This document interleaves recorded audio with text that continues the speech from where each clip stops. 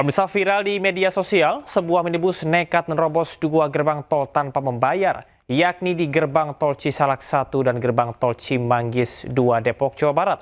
Sebelum ditangkap, jajaran Direktorat Lalu Lintas Polda Metro Jaya meminta kepada pengemudi segera menyerahkan diri.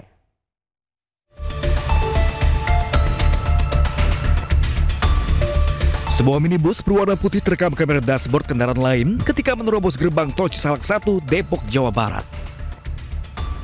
Mobil yang diduga dikendarai seorang pria itu menerobos portal yang telah terbuka dengan cara memepet kendaraan lain di depannya. Tak hanya di gerbang tol Cisalak 1, mobil ini juga menerobos di gerbang tol Cimanggis 2 tanpa membayar dengan cara yang sama. Setelah berhasil melewati portal tanpa membayar, pengemudi langsung tancap gas. Petugas pun membenarkan aksi pelanggar di dua gerbang tol tersebut dan telah mendapat identitas pemilik kendaraan yang telah dipindah tangankan kepada orang lain. Pengemudi diminta segera menyerahkan diri. Kami sedang melaksanakan upaya pencarian dan pelacakan, mengingat kendaraan tersebut ternyata hasil pelacakan sudah dipindah tangankan atau sudah dijual-belikan kepada pengemudi yang saat itu mengenai tersebut. Kami himbau supaya bisa menyerahkan diri atau kami melaksanakan upaya-upaya pencarian. Ditlantas Polda Metro Jaya mengimbau kepada para pengguna jalan agar selalu menaati rambu lalu lintas, termasuk melaksanakan kewajiban membayar saat memasuki jalan tol untuk pemeliharaan jalan tol. Dari Jakarta, Reni Sanjaya, iNews melaporkan. Diduga mabuk, sopir sebuah minibus tabrak 3 sepeda motor di Jalan Raya Gandasari, Kecamatan Katapang, Kabupaten Bandung, Jawa Barat. Akibatnya 3 dari 5 korban dibawa ke rumah sakit.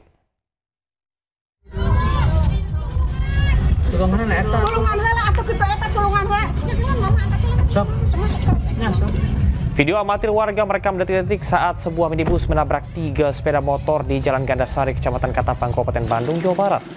Akibat kejadian tersebut, 5 pengendara sepeda motor menjadi korban. 3 diantaranya dibawa ke rumah sakit karena alami luka parah. Sementara sopir minibus telah ditangkap dan dimintai keterangan.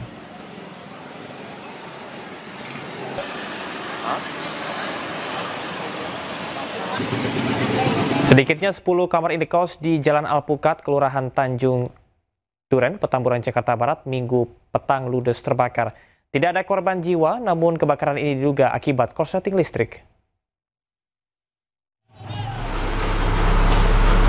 Api membakar sebuah rumah yang dijadikan indekos Jalan Alpukat 5, Tanjung Duren, Grogol, Petamburan, Jakarta Barat.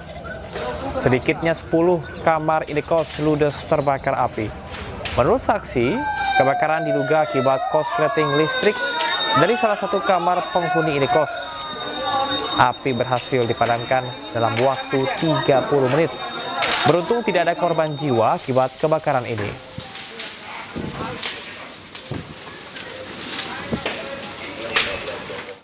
Penyidik Polres Padang Pariaman terus melakukan pendalaman terhadap Satria Juanda alias Wanda, yakni pelaku pembunuh dan mutilasi di Padang Pariaman, Sumatera Barat. TKP pembunuhan dan mutilasi awalnya dinyatakan di perkebunan sawit, namun berubah menjadi di dalam pabrik batako tempat pelaku bekerja sebagai security.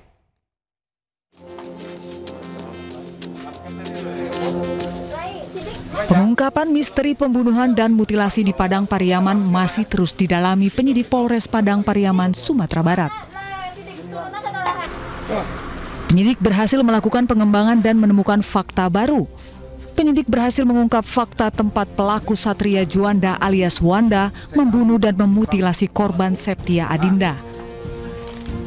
Pengakuan pelaku awalnya mengeksekusi korban di perkebunan sawit, kemudian berubah menjadi di pabrik batako, di mana pelaku bekerja sebagai security.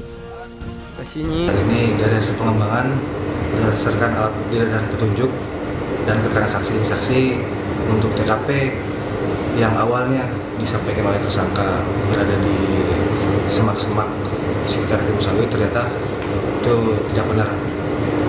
Jadi TKP sebenarnya adalah di kantor tempat dia bekerja. Nah, untuk pemeriksaan saksi sudah ada tambahan gimana? Kemudian untuk pemeriksaan saksi sendiri sudah ada 8 saksi yang kita periksa dan masih ada beberapa saksi lagi yang akan kita periksa. Hingga saat ini penyidik telah memeriksa 8 orang saksi. Dari Padang Pariaman, Sumatera Barat, Eka Guspriyadi, iNews melaporkan.